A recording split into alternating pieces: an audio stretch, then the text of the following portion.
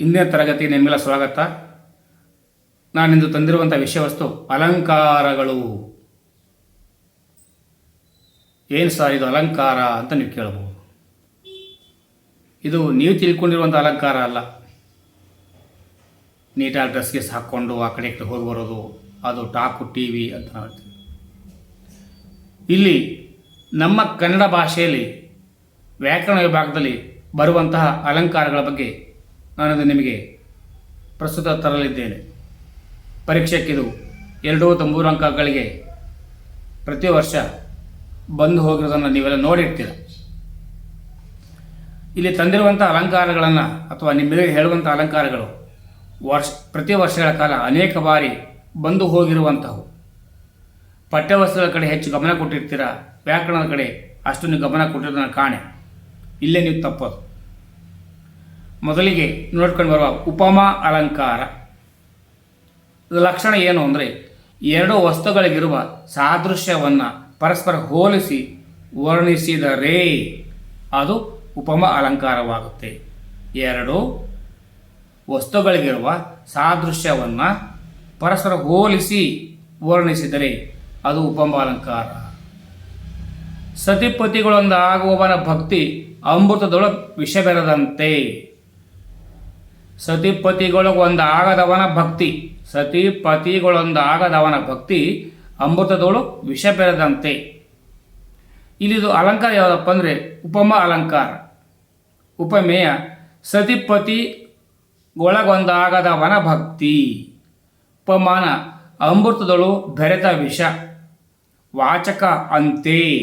ಸಮನ್ವಯ ಇಲ್ಲಿ ಉಪಮೇಯವಾದ ಸತಿಪತಿಗಳಿಗೊಂದಾಗುವ ಭಕ್ತಿಯನ್ನು ಉಪಮಾನವಾದ ಅಮೃತದೊಳು ಬೆರೆತ ವಿಷಕ್ಕೆ ಹೋಲಿಸಿರುವುದರಿಂದ ಇದು ಉಪಮಾ ಅಲಂಕಾರ. ಇನ್ನೊಂದು ನೋಡ್ಕೊಂಡು ಬರುವ. ಭೀಮ ದುರ್ಯೋಧನರು ಮದಗಜಗಳಂತೆ ಹೋರಾಡಿದರು.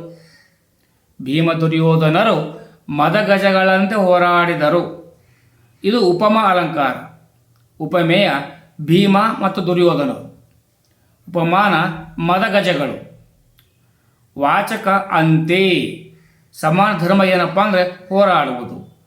ಸಮನ್ವಯ ಮಾಡಬೇಕಾದ್ರೆ ಇಲ್ಲಿ ಉಪಮೇಯವಾದ ಭೀಮ ದುರ್ಯೋಧನರನ್ನು ಉಪಮಾನವಾದ ಮದಗಜಗಳಿಗೆ ಪರಸ್ಪರ ಹೋಲಿಸಿರುವುದರಿಂದ ಇದು ಉಪಮಾ ಅಲಂಕಾರ ಆಗಿದೆ. ಒಳಗಿನ ಮಂದಿ ಗುಂಡು ಹೊಡೆಸಿದರೂ ಮುಂಗಾರಿ ಚೀಲ ಸಿಡಿದಂಗ. ನೋಡಿ ಎಷ್ಟು ಚೆನ್ನಾದ ವಾಕ್ಯ. ಒಳಗಿನ ಮಂದಿ ಗುಂಡು ಹೊಡೆಸಿದರೂ ಮುಂಗಾರಿ ಸಿಡಿದಂಗ. ಇದು ಉಪಮಾನ ಅಲಂಕಾರ. ಒಳಗಿನ ಮಂದಿ ಗುಂಡು ಹೊಡೆಯುವುದು ಇದು ಉಪಮಾನ ಅಥವಾ ಉಪಮೇಯ. ಉಪಮಾನ ಏನಪ್ಪ ಅಂದರೆ ಮುಂಗಾರಿನ ಸಿಡಿಯುವುದು. ವಾಚಕ ಹಾಂಗ. ಇಲ್ಲಿ ಸಮನ್ವಯ ಮಾಡಬೇಕಾದಾಗ ಒಳಗಿನ ಮಂದಿ ಗುಂಡು ಹೊಡೆಯುವುದನ್ನು ಉಪಮಾನವಾದ ಮುಂಗಾರಿನಲ್ಲಿ ಸಿಡಿಯುವುದಕ್ಕೆ ಹೋಲಿಸಿರುವುದರಿಂದ ಇದು ಉಪಮಾನ ಅಲಂಕಾರ ಆಗಿದೆ. ಸಿಡಿದಂಗ ಗುಂಡು ಸುರಿದಾವ. ಉಪಮಾನ ಅಲಂಕಾರ. ಉಪಮೇಯ ಗುಂಡು ಸುರಿಯುವುದು. ಉಪಮಾನ ಸಿಡಿಯುವುದು. ವಾಚಕ ಹಾಂಗ. ಇಲ್ಲಿ ಸಮನ್ವಯ ಮಾಡಬೇಕಾದಾಗ ಇಲ್ಲಿ ಉಪಮೇಯವಾದ ಗುಂಡು ಸುರಿಯುವುದನ್ನು ಉಪಮಾನವಾದ ಸಿಡಿಯುವುದಕ್ಕೆ ಪರಸ್ಪರ ಹೋಲಿಸಿರುವುದರಿಂದ ಇದು ಉಪಮಾ ಅಲಂಕಾರ. ನೀಚರಿಗೆ ಮಾಡಿದ ಉಪಕಾರವು ಹಾವಿಗೆ ಹಾಲೆರದಂತೆ. ಅಲಂಕಾರ ಉಪಮಾ ಅಲಂಕಾರ. ಉಪಮಾನ ಹಾವಿಗೆ ಹಾಲೆರೆಯುವುದು. ವಾಚಕ ಅಂತೆ. ಇಲ್ಲಿ ಉಪಮೇಯವಾದ ನೀಚರಿಗೆ ಮಾಡುವ ಉಪಕಾರವನ್ನು ಉಪಮಾನದ ಹಾವಿಗೆ ಹಾಲೆರೆಯುವುದಕ್ಕೆ ಪರಸ್ಪರ ಹೋಲಿಸಿರುವುದರಿಂದ ಇದು ಉಪಮಾ ಅಲಂಕಾರವಾಗಿದೆ. ಈಗ ಇನ್ನು ಮುಂದಿನ ನೋಡ್ಕೊಂಬರುವ ರೂಪಕ ಅಲಂಕಾರ. ಉಪಮೇಯ ಮತ್ತು ಉಪಮಾನಗಳಿಗೆ ಭೇದವು ಕಂಡು ಬರದೆ ಅವೆರಡು ಒಂದೇ ಎಂದು ವರ್ಣಿಸಿದರೆ ಅದು ರೂಪಕ ಅಲಂಕಾರ. ಅಳ್ಳಿರಿಯ ತಿಪ್ಪ ಎಮ್ಮ ಒಡಲ ಬೇಗೆಯ ಬೆಂಕಿಯುರಿ ನಿನ್ನ ನರಿಯದೆ ಪೇಳು ವಿಶ್ವಾಮಿತ್ರ. ರೂಪಕ ಅಲಂಕಾರ. ಉಪಮೇಯ ಒಡಲ ಬೇಗೆ. ಉಪಮಾನ ಬೆಂಕಿಯುರಿ. ಸಮನ್ವಯ ಇಲ್ಲಿ ಉಪಮೇಯವಾದ ಅಯೋಧ್ಯೆಯ ಪ್ರಜೆಗಳ ಒಡಲ ಬೇಗೆಯನ್ನು ಉಪಮಾನವಾದ ಬೆಂಕಿ ಊರಿಗೆ ಅಭೇದವಾಗಿ ವರ್ಣಿಸಲಾಗಿದೆ. ಆದ್ದರಿಂದ ಈ ವಾಕ್ಯವು ರೂಪಕಾಲಂಕಾರಕ್ಕೆ ಉದಾಹರಣೆಯಾಗಿದೆ. ಮಾರಿಗೌತಣವಾಯಿತು ನಾಳಿನ ಭಾರತವು, ಇದು ರೂಪಕಾಲಂಕಾರ. ನಾಳಿನ ಭಾರತ ಯುದ್ಧ, ಇದು ಉಪಮೇಯ. ಉಪಮಾನ ಏನಪ್ಪ ಅಂದರೆ ಮಾರಿಯ ಔತಣ.